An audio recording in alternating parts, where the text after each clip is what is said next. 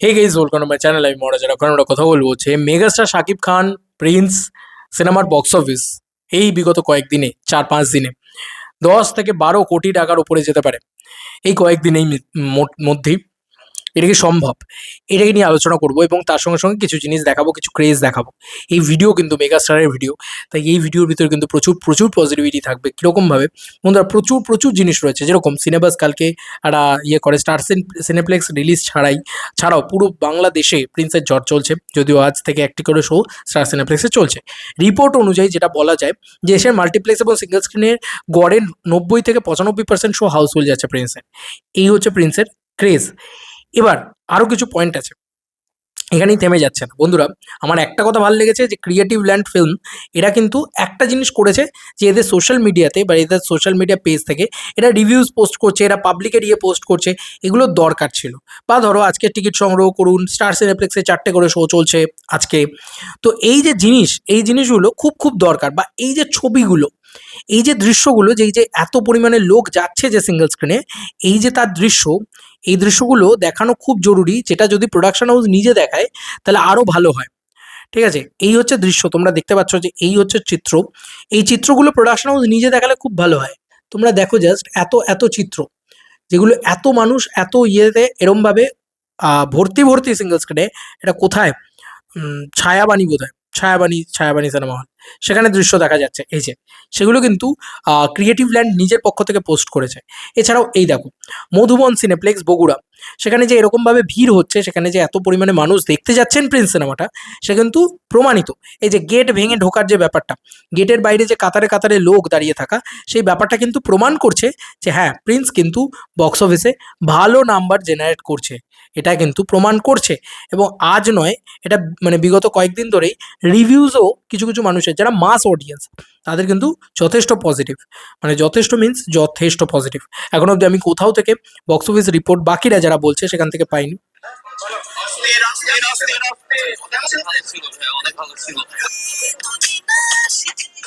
দেখো এত এত মানুষ বেরোচ্ছে, তারা সবাই বলছে ভালো হচ্ছে।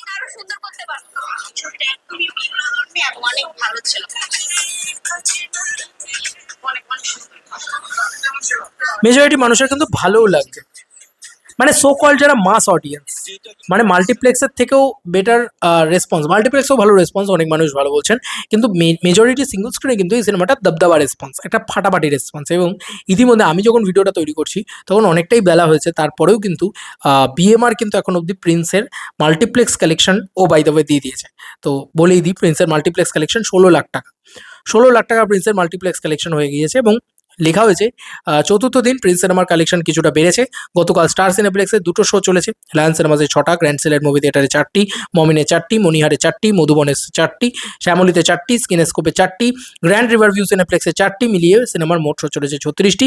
এর মধ্যে 15টা হাউসফুল ছিল, অলমোস্ট ফুল গেছে আরও 4টি। 4 দিন শেষে প্রিন্স সিনেমার মোট মাল্টিপ্লেক্স গ্রস 67.52 লক্ষ টাকা। এটা মাল্টিপ্লেক্স থেকে এসেছে। স্টার সিনেপ্লেক্সের একটা টাকা তো নষ্ট হয়েইছে।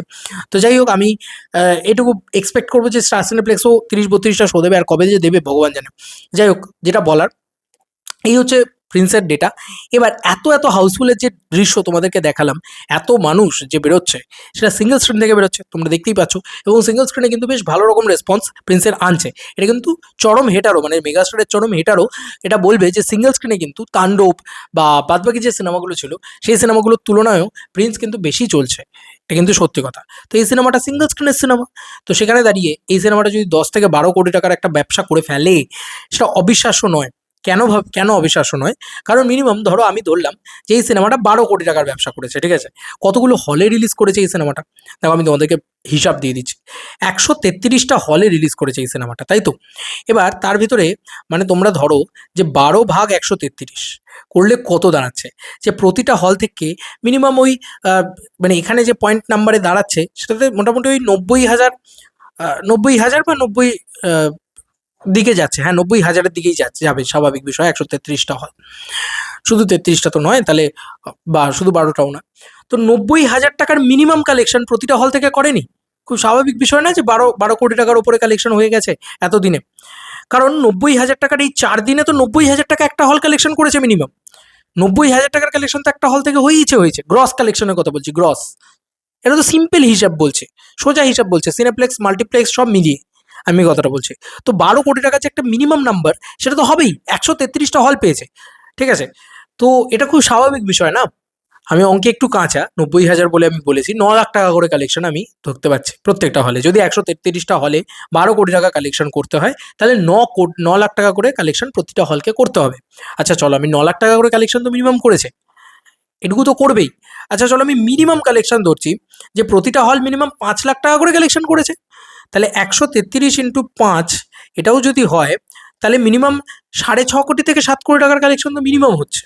তবে 9 লাখ টাকার কালেকশন প্রতিটা হল যে করবে না এরকম মানে আছে, মানে প্রতিদিন তো অন্তত 1-1.5 লাখ টাকা 2 লাখ টাকার কালেকশন তো হচ্ছেই, তাহলে সেটা তো 8 লাখ টাকার কাছাকাছি যাচ্ছে। যদি 1.5 থেকে 2 লাখ টাকারও কালেকশন প্রতিটা হল পার ডে করে, তাহলে কিন্তু কালেকশনটা গিয়ে দাঁড়াচ্ছে মিনিমাম ইয়েতে, তোমার কি যেন বলে, 133টা হল ইন্টু 1.5 থেকে 2 লাখ টাকা করে পার ডে, 4 দিন হয়ে গেছে।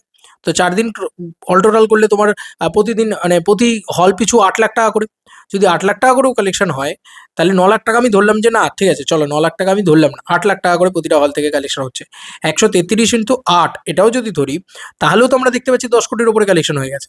10 কোটি 34 লাখ, 64 লাখ এই কালেকশনটা হয়েছে। তো কোথাও গিয়ে এটা তো শিওর যে প্রিন্স সিনেমাটা সব থেকে এগিয়ে রয়েছে বক্স অফিসের দিক দিয়ে, কারণ এত সিঙ্গেল স্ক্রিনে রিলিজ করেছে, এত মানুষ এখানে দেখতে যাচ্ছে, এটা তো ডেফিনেট শিওর যে প্রতিটা হল মানে সিনেমার থেকে এগিয়ে থাকবে।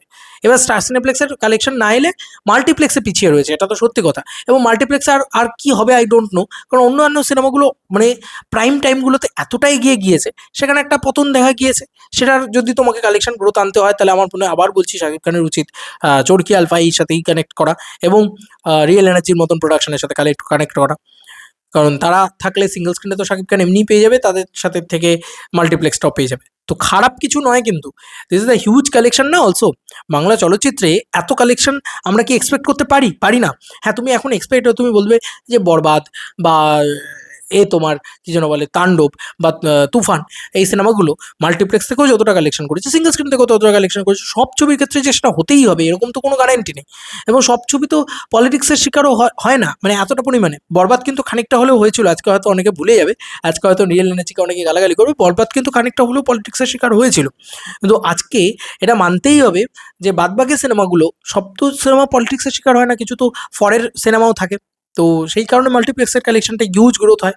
এবং শুধু মাল্টিপ্লেক্স কালেকশনের কেন, আজকে সিঙ্গেল স্ক্রিনেও অনেক জায়গায় অনেক শোজ লেগে যায়, অনেক জায়গায় অনেক কী হয়ে যায়, এখানে ধরে হয়তো নামিয়ে দেওয়া হচ্ছে, নেগেটিভ রিভিউজ হয়, এগুলো এগুলো মানে খুব ন্যাচারাল বিষয়। তারপরেও যে এই কালেকশনটা এসে, হ্যাঁ এই সিনেমাটা 100 কোটি কামাবে এটা আমি বলছি না, হয়তো কমাবে না, কিন্তু ব্যাপার হচ্ছে এই সিনেমাটা তো মিনিমাম 30 থেকে 50 কোটি টাকা কালেকশন করবে। এটা তো আইডিয়া করাই যাচ্ছে যে প্রিন্স সিনেমাটা 30 থেকে 50 কোটি টাকার কালেকশন একটা করবে, কারণ অলরেডি 4 দিনেই যে সিনেমাটা 11 কোটি থেকে 12 কোটি টাকার কালেকশন করে, এটা হিসাব বলছে যে হ্যাঁ ভাই 10 থেকে 12 কোটি টাকার কালেকশন আরামসে হওয়ার চান্স আছে। কারণ প্রতিটা হল থেকে তাহলে 8 লাখ টাকা করে কালেকশন করতে হবে, পার ডে 2 লাখ টাকা করে কালেকশন করতে হবে। 2 লাখ টাকা করে যদি পার ডে কালেকশন করতে হয়, তাহলে তার টিকিট রেশিওটাকে ভাগাভাগি করো, তাহলেই তুমি হিসাব পেয়ে যাবে। একদম পাতি সিম্পল হিসাব করো না, তাহলেই তো তুমি সব পেয়ে যাবে, তাই না? আমার তো তাই মনে হয়। তো আমার মনে হয় যে হ্যাঁ 8 লাখ টাকা করে কালেকশন প্রতিটা হল আরামসে করতেই পারে 4 দিনে। 2 লাখ টাকা করে পার ডে কালেকশন, এবং পার ডে 2 লাখ টাকার গ্রস কালেকশন হতে গেলে কত টাকা টিকিট সেল হতে হবে সেটাও তোমাদেরকে বলে দিচ্ছি।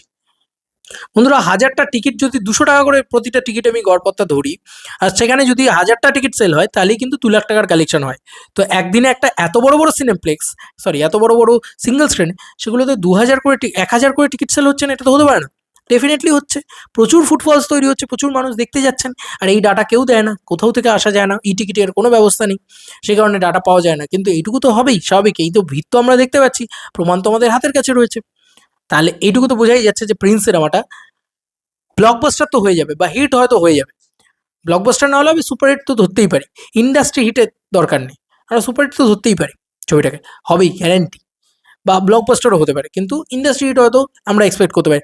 ডেফিনেটলি পরবর্তী কোনো ছবি ডেফিনেটলি হবে, আমি রকস্টারের থেকেও সেই এক্সপেকটেশন রাখছি না, সোলজারের থেকেও রাখছি না। আমি ডেফিনেটলি সেই এক্সপেকটেশন রাখবো যখন আবার রিয়েল এনার্জির সাথে শাকিব খান একটা ছবি করবেন, বা ডেফিনেটলি আমি সেই এক্সপেকটেশন রাখবো আবার যখন রায়হান রাফির সাথে শাকিব খান কোনো ছবি করবেন, বা আমি সেই এক্সপেকটেশন রাখবো যখন তুফান 2 আসবে। ঠিক আছে, এটাই বলার আমার। বাকি বাদ বাকি তোমাদের আর কি মতামত, এটা ভিডিওটাকে নিয়ে জানিও কমেন্ট সেকশনে। চলো বন্ধুরা, নতুন কোনো ভিডিওতে দেখা হবে, বাই।